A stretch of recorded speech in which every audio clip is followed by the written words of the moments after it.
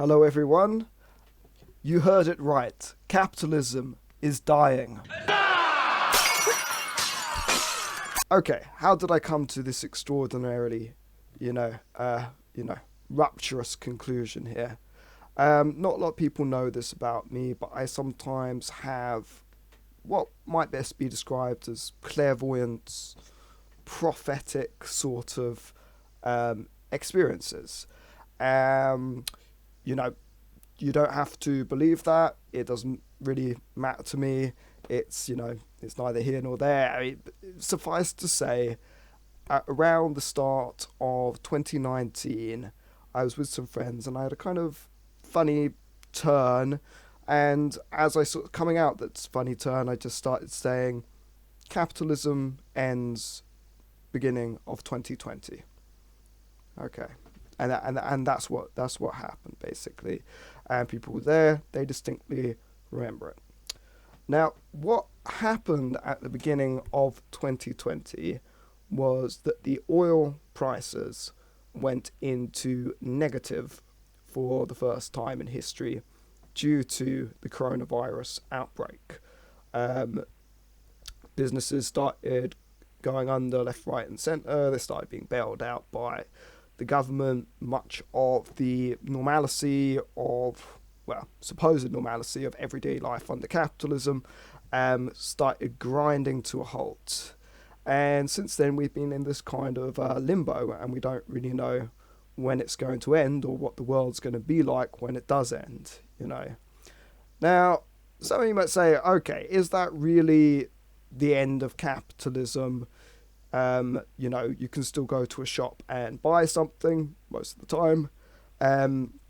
Or, is this just, don't we need, aren't we expecting to see sort of the Red Army marching through the streets, or the return of Christ, or something like that, to mark the change from one economic system to another?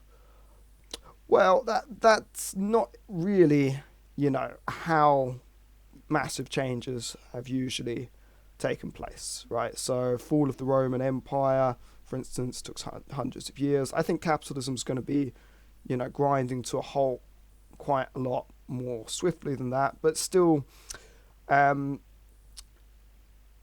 rather than look for a single moment where everything changes, look instead for the kind of signs, the epochal moments.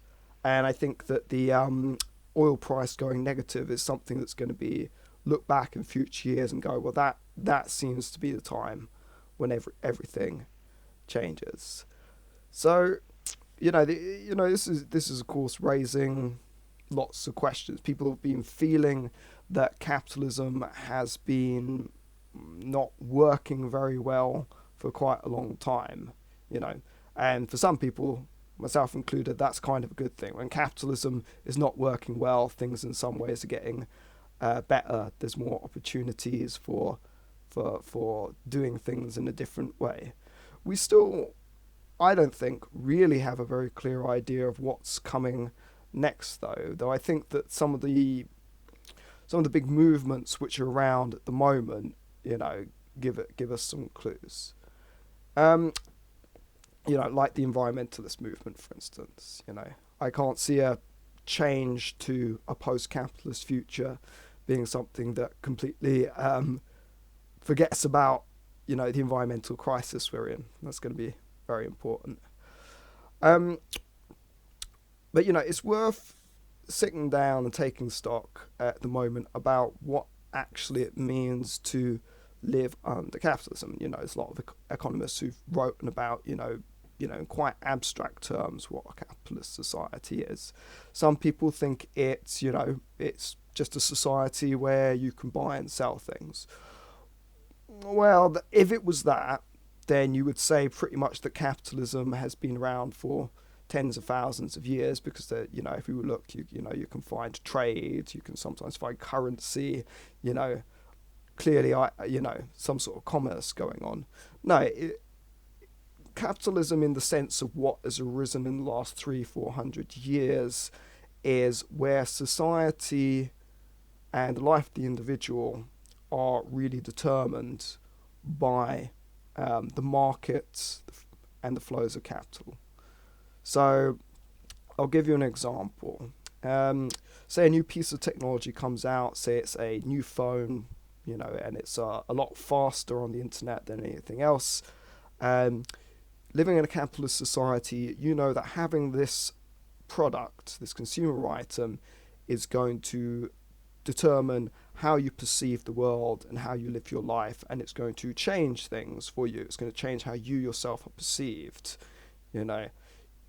This mere item becomes something quite significant in terms of how the world, society, is shaped, and how you yourself in a pre-capitalist or a post-capitalist society, you might still have items of technology like this, but they're not the defining feature which crafts the life of the individual or the shape and the direction of society. Things that are doing that come from non-market areas of society more than they do come from market areas. So already, you can really, for some time now, you can really have seen the elements of being completely shaped by the market drop more and more off the scale. More and more the shape of society is being changed by social movements, like Extinction Rebellion or Black Lives Matter, the kind of ongoing, debate of the internet, for all of its, grim horror and, lofty highs. It does actually change very quickly, very rapidly, very forcefully, the direction of society. And that is less and less bounded by the market. It's kind of its own market of ideas where they're not being exchanged for money in and of themselves. Another way is in relationships. I think maybe 30, 40 years ago, the idea was, if you had an expensive car, a nice watch, good clothes, and so on, and you're draped in all of these sort of signs of capitalist success, then, you were going to find yourself in a good relationship, or have more sexual partners, or, just more sort of like attractiveness overall.